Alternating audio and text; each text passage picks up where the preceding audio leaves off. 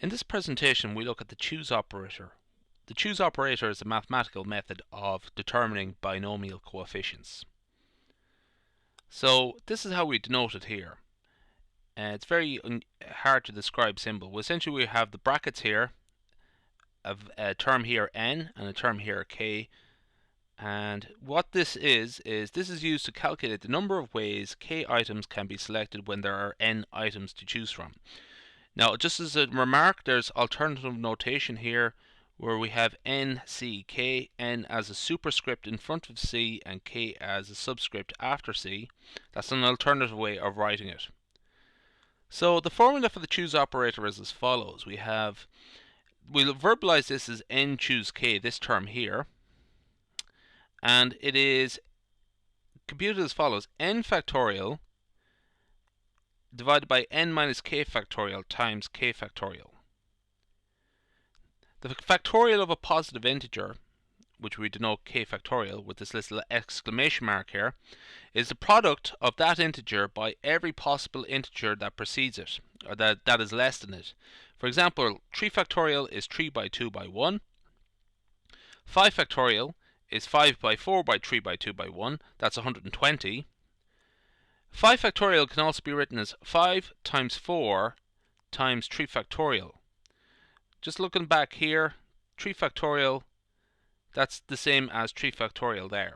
So we can actually write a factorial in terms of another factorial. Lastly, I'm just going to make one more point. 0 factorial is equal to 1. A lot of people would intuitively think that should equal to 0, but no, it's actually equal to 1. And that's important to remember when you do these type of calculations. So I'll move on. So question, how many ways are there of picking 2 people from a group of 5? Well, we have 5 people to choose from, so that's n, and we have to pick 2 people from that. So that's our k value. And we would write it as follows: 5 choose 2. Okay. So the formula is again presented there again, and what I'm going to do is put in the values here. So as I said there before, n is equal to 5, so we have n factorial on top. 2 is our k value, so that's 2 factorial there, and n minus k necessarily is 5 minus 2, and we're going to get the factorial of that. Now 5 minus 2 is actually 3 factorial, so we have 5 factorial divided by 3 factorial times 2 factorial. What we're going to do is sort of simplify this using a sort of remark I made earlier. 5 factorial is equal to 5 times 4 times 3 factorial. So what we could do here is 3 factorial and 3 factorial, they cancel each other out. So we're left with 5 times 4, and that's divided by 2 factorial. 2 factorial is simply 2. 2 factorial is 2 times 1. So the answer is 10.